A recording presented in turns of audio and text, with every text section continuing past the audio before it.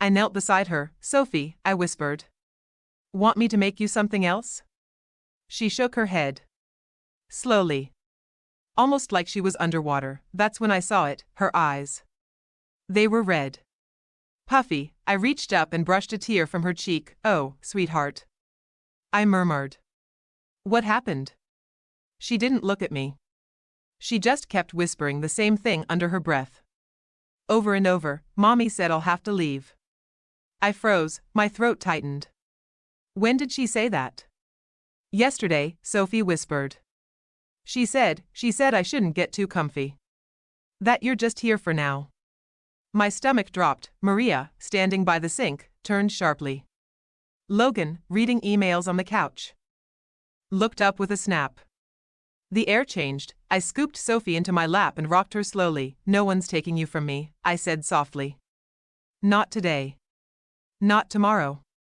Not ever without a fight, okay? Her tiny fingers clung to my shirt. But Mommy said she has papers. She does, Logan said from across the room, standing now, his voice low but fierce. But we have people too. And truth. And love. That matters. She looked between us, trying to process it. She was only 4. And yet, somehow, she knew. She could feel the war happening around her. Even if no one said the word custody, even if the legal documents never crossed her path, she could feel it in the tone of our voices. In the way adults whispered when she left the room, kids always know. They feel tension before we say it out loud. That night, I read her The Velveteen Rabbit. She curled up next to me under her pink blanket and looked up halfway through. Elena, she whispered, are you real? I smiled. I think so. She poked my cheek. Even if Mommy says you're pretend? I held her hand. Sweetheart, if love makes you real, then I've never been more real in my whole life. She nodded, and that was enough, but when she fell asleep, I walked out of her room and broke down. In the hallway. Alone. No one warns the nanny that you'll love them like your own. That you'll fight courtrooms, corporations, and your own heartbreak for a child who doesn't share your blood. No one warns you what it costs, but I knew now, and I was still choosing it. It started with a magazine cover. Logan and Sophie were photographed at the park, Sophie mid-laugh, his hand protectively holding hers. A candid, probably planned. Vanessa called it strategic warmth. I called it the beginning of the quiet war. People need to see the bond, Vanessa said, flipping through early drafts of a press release. If we're going to battle Catherine in court and public opinion, we need to show a real family. Not a rich man and his hired help. I blinked. Is that how they see me? Vanessa met my eyes. That's how Catherine wants them to see you. I looked at the photo again. Sophie's little smile was so real. The way she leaned into Logan, it wasn't staged. That was her heart. And mine. Then let's show them the truth, I said. Over the next 2 weeks, our lives became polished family breakfasts on the terrace.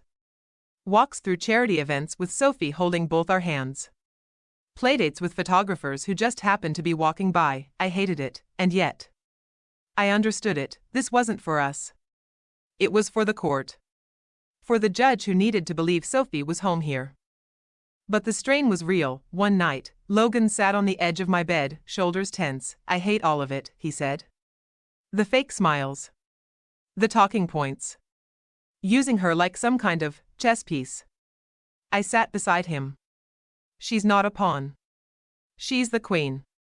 That's why we're fighting. He didn't speak for a moment. Then quietly, I don't know if I'm doing this right. You are, I said, placing my hand over his. You're showing up. You're loving her the best way you can. He looked at me, really looked at me.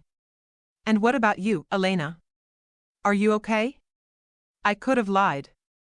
But I was tired. And this was the one man who made truth feel safe. No, I whispered. Not really. I miss being invisible. I miss not being in the middle of a storm. I miss Sophie not knowing what court means. He pulled me in, forehead resting against mine. We're going to win this. I know, I said. But even when we win, we'll lose something. He didn't answer. Because we both knew, It was true, every headline cost something, every photo had a price, every quiet war left scars. The courtroom was colder than I expected, not in temperature, though it was chilly, but in feeling. It smelled like old paper and stale wood polish. The kind of place where emotion went to die.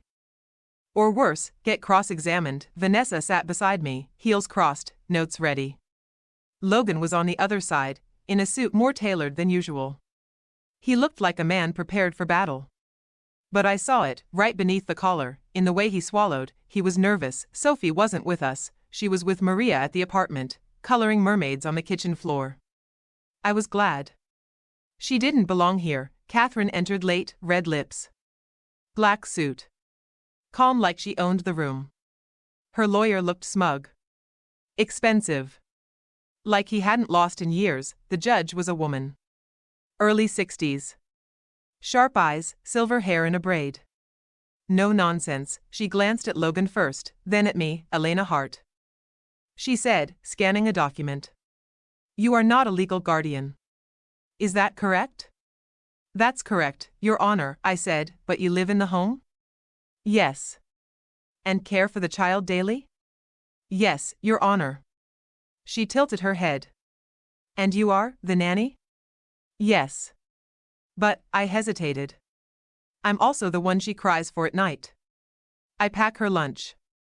I know how she takes her eggs and when she's faking a cough to skip piano. I know which pajamas mean she had a bad dream and which songs help her fall asleep.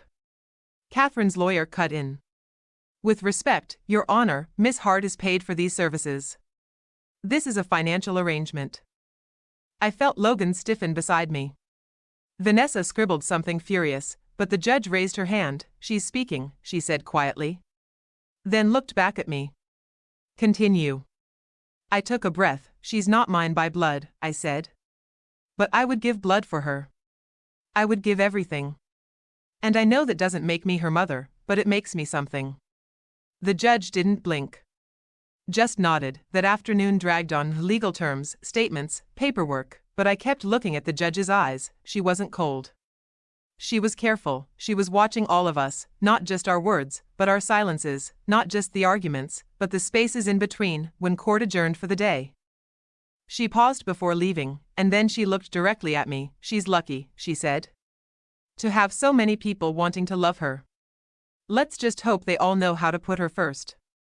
And then she left. I stood there, heart pounding, because she wasn't just speaking to the room, she was warning it. I should have known something was off the second we walked out of the courthouse. The sun was too bright. The air too still. And then I heard it, the clicking of cameras. A dozen. Maybe more. At first, they shouted Logan's name, then Catherine's. But then came mine. Elena. Are you sleeping with him? Elena, are you trying to replace her mother? Elena, how much is he paying you to play house? It was like being thrown into a storm with no raincoat, no warning, just lightning. Flashes hit my eyes. Voices overlapped. Vanessa shoved forward like a soldier, shielding me with her body. Keep walking. She snapped, but they didn't stop. One woman, polished, perfect, held a mic just inches from my cheek. Miss Hart, she said sweetly. Do you really think a nanny from Brooklyn has what it takes to raise a billionaire's daughter? I turned to her. Not out of courage. Out of instinct. I don't know what it takes to raise a billionaire's daughter, I said, voice shaking. But I know how to raise Sophie. The crowd went silent. Just for a second. And I felt all of it, the weight, the heat, the threat of being turned into a headline. Then Vanessa pulled me toward the car, practically throwing me inside. By the time the door shut, my hands were trembling. Logan was already in the back seat, jaw tight. He grabbed my hand without a word. I didn't see them coming, he said. I looked at him. She set that up. He nodded once. Of course she did. And just like that, I realized I wasn't just in a custody battle anymore. I was in a media war, and I didn't have a PR team. Or a stylist. Or $1 million reputation to fall back on. All I had was the truth. And the people who knew it. That night, the footage aired. My face. My voice. My nervous eyes. Elena Hart, the woman at the center of the Logan Blake custody scandal, says she knows how to raise his child. It sounded smug. Twisted. Like I was a gold digger with a playbook, but then came the public's voice, comments on social media. She looked scared. But honest. Why is the nanny the only one putting Sophie first? I believe her. Some were cruel. Most were kind. I sat in my room that night, watching it unfold, and I whispered to myself, you're in it now. All the way. Because the cameras were rolling, and there was no going back, I didn't recognize myself anymore. Not in the headlines, not in the grainy camera phone footage, and worst of all, not in the mirror. My eyes looked tired. Not just from lack of sleep, but from something heavier. A weariness that dug into the bone. I was still me, but blurred. Like someone had taken my life, twisted it, and handed it back without all the parts fitting right. There was a stack of mail on the kitchen counter that morning, half of it hate, half of it love. People had found the apartment. Some sent cards, some sent threats. Maria tossed most of them in the trash without telling me. Vanessa was on the phone every hour. Legal this, strategic that. Logan was working with a PR firm now. Catherine had made it clear this was war, and war, apparently, came with stylists and press releases and carefully chosen lies. Me? I just wanted to make pancakes for Sophie, but even that wasn't the same. She stared at me from her stool at the counter, quiet, cautious. Not because she didn't love me. But because even at 5, she could sense when her world was trembling. Are they mad at you? She asked softly. I crouched beside her, brushing her hair back. Some people are confused, I whispered. Are you scared? I paused, and then I told the truth. Yeah. A little. She nodded. Me too. And somehow, that made it easier. Knowing we were scared together, after she left for school, I went into the bathroom and locked the door. I stood in front of the mirror, alone, silent. Then I did something I hadn't done in a long, long time. I reached under the sink and pulled out the old box. It was the one I swore I'd never open again. Inside was a photo, me, younger. Maybe 21. Smiling like I owned the world. Holding a baby boy. Not Sophie. Someone else. The memory hit me so fast, it stole my breath. It was the child I had lost, not to death, but to circumstance. I had been a nanny then, too. For a wealthy couple uptown. The baby, his name was Jack, he loved me like I was his world. I fed him, sang to him, took him to doctor's appointments when his mother forgot, and then, one day, they moved to Europe. Just like that. I wasn't allowed to say goodbye. I never saw Jack again, and a part of me never healed. That's when I realized why this battle for Sophie had opened something so raw in me. It wasn't just about Sophie, it was about every child I had ever loved and lost. Every time I had poured myself into a family that saw me as disposable, I looked into the mirror again, and for the first time in weeks, I saw the real me, not perfect. Not polished. But determined. I folded the photo and put it back in the box, then I stood up straight and whispered, not this time. Because I would not lose another child to the rich and reckless, not Sophie, not again. I was half asleep when the phone rang, the kind of sleep that isn't really sleep. Just a hazy drifting, body heavy, mind swirling with everything you can't fix. The glowing numbers read 12:03 a.m., and my first thought was Sophie. I reached for the phone with a hand that felt too heavy. Hello? I said, heart already racing. Elena, it's Vanessa. Her voice was low. Urgent. Awake in the way you only are when something is wrong. I need you to listen carefully, she said. We have a situation. I sat up in bed. What kind of situation? A leak. A bad one. I held my breath. There's a file. Someone sold it to a gossip site, and they're going to publish it by morning. My stomach dropped. A file on me? No, she said. Logan. I froze. It's sealed court records. From over a decade ago. Before he ever met Catherine. Some old settlement with a woman who accused him of misconduct. My mouth went dry. Misconduct? She was an executive assistant. Said he made advances, then fired her when she refused. It never went to trial. He settled, quickly. Quietly. It was buried. I couldn't speak. I've read it, she continued. There's no proof. No charges. Just her word and his silence. But if it goes public now, during a custody case, it's going to blow everything up. I pressed my fingers to my forehead. Why didn't he tell me? He thought it was dead. Long buried. But someone wants this case to burn. And they're dragging everything out of the grave. I didn't say it out loud, but we both knew who, Catherine. She was pulling strings in every direction, setting the cameras on us, leaking stories, now this. She wanted to dismantle Logan piece by piece until the court saw him as unstable and unfit, and she didn't care what it did to Sophie. Elena, Vanessa said gently, he's going to need you tomorrow. When the story breaks. When they start calling him a predator, a liar, a monster. I closed my eyes. I'm not asking you to believe anything, she said. I'm asking you to remember who he is when he looks at Sophie. I hung up without another word. I lay there in the dark for a long time. The ceiling blurry. My heart loud, and then, like a whisper in the back of my mind, I remembered something. One night, months ago, Sophie had woken up screaming. A nightmare. Logan had rushed in, pulled her into his arms, and whispered to her like the world outside didn't exist, "It's okay, little light. I've got you. I'll always have you." I remembered the way he held her, and I remembered that men who hurt women don't hold children like that. Still, doubt crept in, because this wasn't about me anymore. This was about what would happen when the world woke up and saw that headline. And if I didn't stand beside him, they'd tear him down, with or without the truth. There are moments when the world decides who you are, before you even open your mouth to say otherwise. The headline hit just before sunrise: billionaire Logan Carrington accused of sexual misconduct in sealed court settlement. I read it on my phone at the kitchen table, still in my robe, Sophie's cereal bowl untouched beside me. The article was sharp. Clinical. Full of alleged and unnamed sources and settlement documents obtained by this outlet.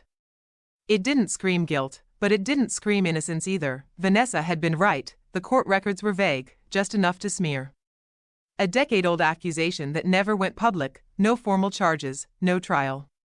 But now it was front-page filth. I didn't even finish reading it. I just sat there, staring at the screen, my hand frozen on my cup of coffee. A quiet step behind me made me turn. Logan was standing in the doorway, unshaven.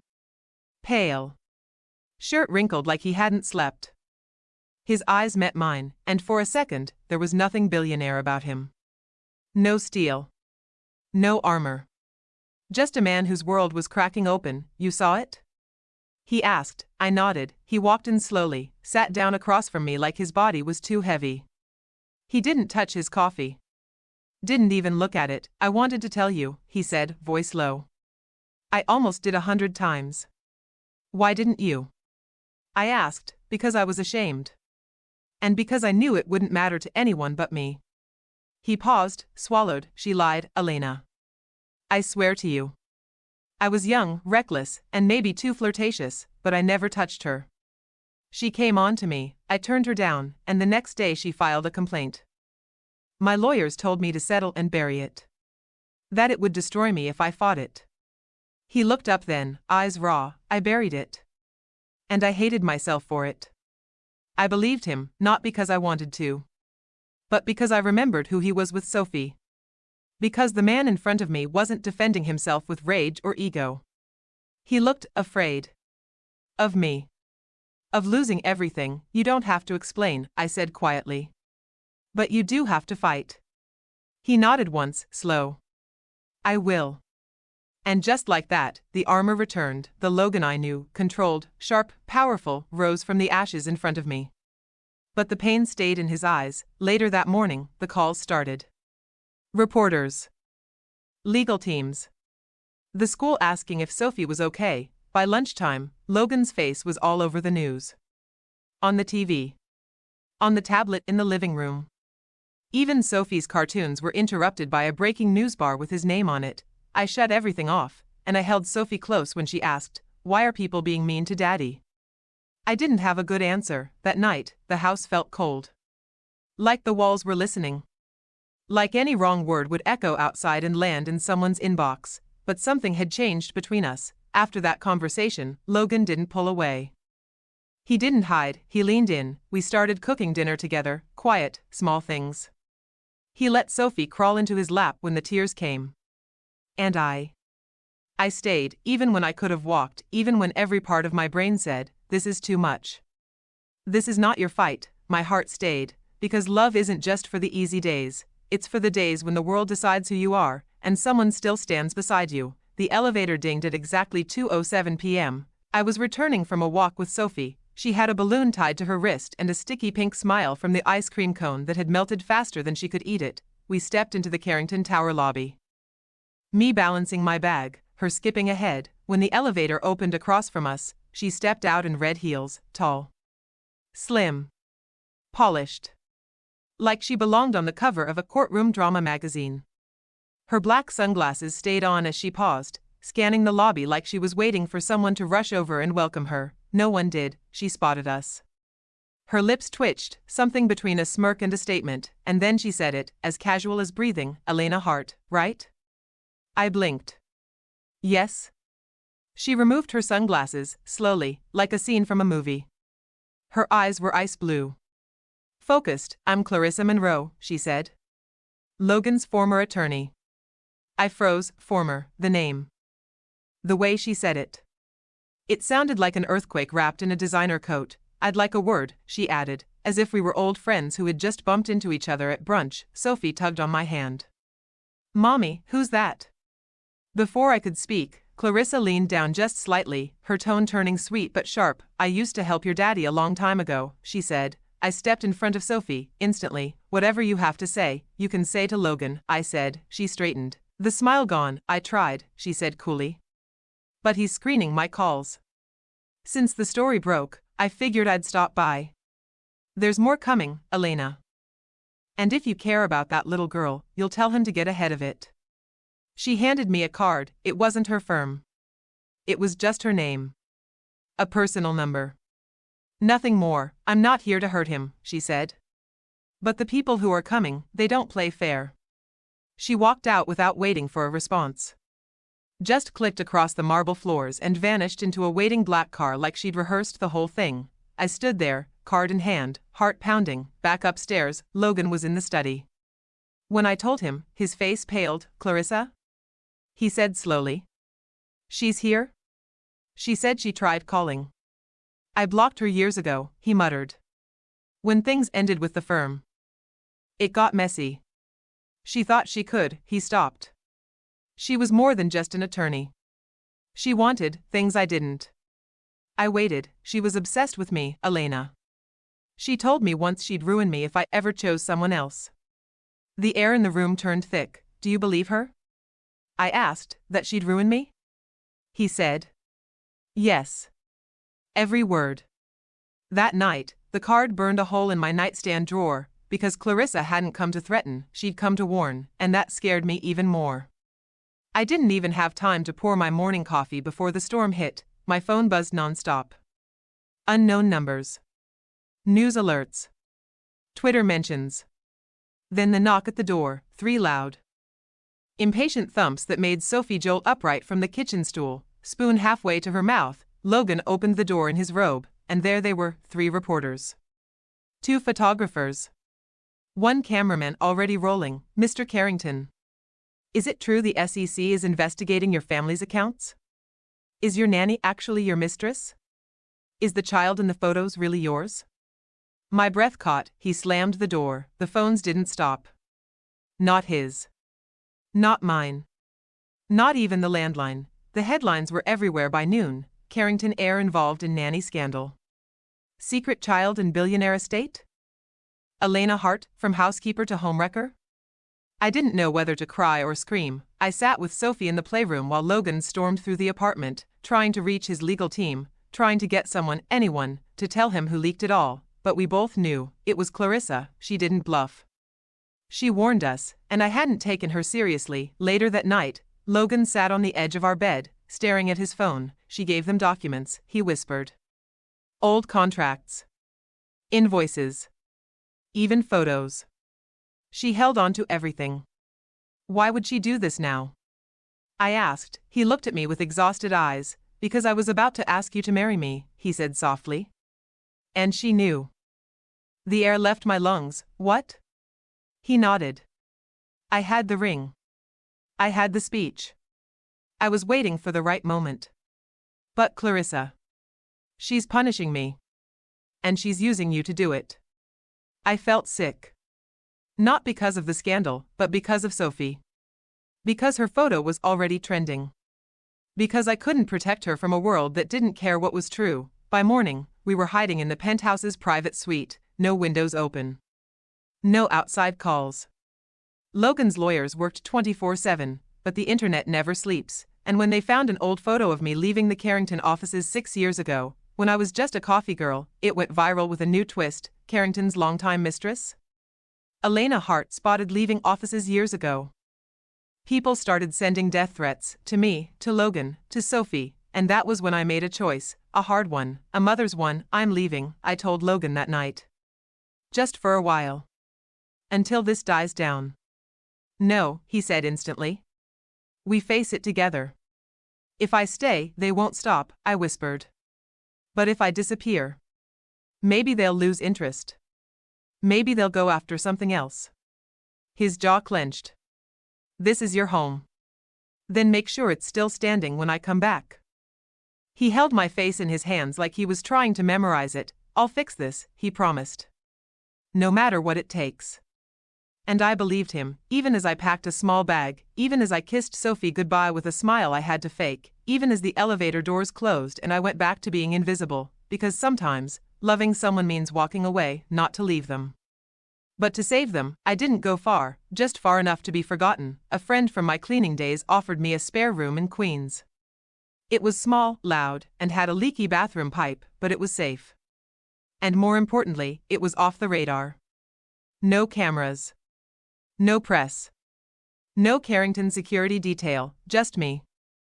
A borrowed mattress on the floor, and the ache in my chest I couldn't shake. I stayed inside for days, scrolling through the headlines on burner Wi-Fi, watching the story change, twist, mutate into something unrecognizable. Logan wasn't just accused of scandal now. He was accused of corruption. The SEC opened an inquiry into Carrington Tech. The board demanded a full audit.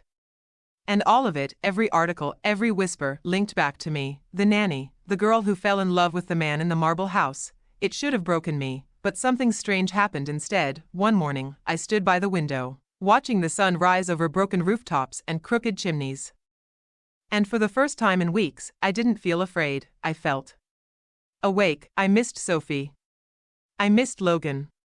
God, I ached for them, but I also remembered who I used to be, before the money, before the tabloids, before the private elevators and glass-walled offices. I was Elena Hart, and I knew how to clean up a mess, so I started writing, not to the press. Not to the lawyers, but to her, Clarissa. I sent one letter, 4 pages. Handwritten. Raw. Honest. I didn't beg, I didn't accuse, I simply told her the truth, how I met Logan. What happened between us. Why Sophie needed a mother who loved her, not a perfect one, just a real one. I mailed it. No return address, and then I waited. I didn't expect a reply, but I got one. 3 days later, an envelope slid under the door of the apartment I never told anyone I was staying in. Inside was one line: "You're braver than I thought." No name. No signature, but the next day, the story changed. An anonymous statement leaked to the press, clarifying timelines, dispelling rumors, confirming that Sophie was not born out of infidelity, and that my relationship with Logan began after Clarissa had left. The vultures didn't vanish. But they moved on, and Logan, he called that night. I found the leak, he said. It wasn't just Clarissa. It was a board member. Someone who wanted my seat. Are you okay? I whispered, no. But I will be. If you come home. My throat tightened. I'm scared. So am I, he said. But I'd rather be scared with you than brave without you. I didn't answer right away, because part of me was still on that cold mattress. Still scared to be seen. Still waiting for the next hit, but another part, the one that had survived foster care, double shifts, sleepless nights, and loneliness that stretched across entire seasons, that part of me whispered something else: go home. So I did, not with fanfare. Not with flowers, just a quiet cab ride back to the city. A ride up the private elevator. A key that still worked, and when I stepped into the penthouse, Sophie screamed my name and jumped into my arms, and Logan, he didn't say a word, he just held me like he wasn't sure I was real, and in that moment, I knew we'd survived the worst of it, but our fight wasn't over. Because love isn't just about surviving scandal, it's about building something that can't be broken, even when the whole world tries. The first thing I noticed when I stepped into the Carrington boardroom was the silence. No chatter. No posturing, just eyes, judging. Measuring. Waiting. I had no seat at that table. I wasn't a shareholder. I wasn't a legal rep. I was just me, the nanny who became the scandal, but I stood by Logan's side, and I held my head up, because for once in my life, I knew I belonged. He reached for my hand under the table. Squeezed it, and then he stood. I've made mistakes, he said. But my personal life doesn't define the vision of this company. Someone coughed. Another scoffed, but Logan didn't flinch. You want a resignation? He said. I'll give you one. The moment this company is better off without me, I'll walk. But if this is about optics, if this is about the media, then let's call it what it is. You're not worried about Carrington's future. You're worried about losing control of its story. Silence again. And then, you're not objective, Carrington, one board member said. She's sitting right next to you. I stood up. I'm not here to defend him, I said. He can do that himself. I'm here because you've made me the face of a scandal I never created. I'm here because I was quiet for too long. And because I don't care if you believe I'm good enough. I only care that the little girl upstairs, his daughter, knows what it looks like when someone stands for the people they love. They didn't clap, they didn't even nod, but they didn't push for his resignation either. 2 weeks later, the investigation closed. The audit cleared him. And Carrington Tech made the boldest move of the year by announcing a new department focused on educational tech for underserved youth. Named after Logan's mother, that was his idea, mine. I took Sophie to her first day of school myself. I packed her lunch. Tied her shoes. Watched her wave from the school gates like she'd waited her whole life to feel normal. Logan stood beside me in a plain white t-shirt and jeans, holding my hand like it was the only thing that made sense in a world full of noise. I could take you away from all this, he said softly. We could disappear. I smiled. No. Let's stay. Let's build something instead. And we did. We made a life, not just a romance. We became a family. There were still cameras. Still whispers. Still headlines, but none of it mattered, because in the end, it was never about marble floors or private jets. It was about a girl who wanted to belong, a man who wanted to protect, and a child who made us both better. That house. It didn't just change my life, it gave me one, and this? This was only the beginning.